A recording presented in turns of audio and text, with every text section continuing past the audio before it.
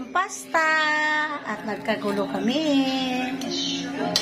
Ayan. So, mikos-mikos na yan. Ano mikos-mikos? Wait lang. Okay. Ayan, mikos-mikos na guys. Parang, ano siya na? Ha? Tapos ihahalo natin. Iba pa yung cheese sa ibabaw. Pero ka ulit. Hindi. Ano yan yung... Saan pwede lang natin? Haluin ko ba? Mas masarap pag nahalo eh. So, maglagay ka na lang ng cheese sa iba pang toppings niya.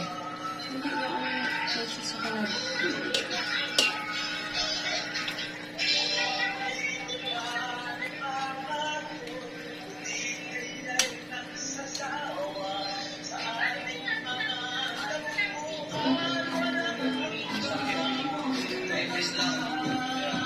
Ayan, may overload na kami.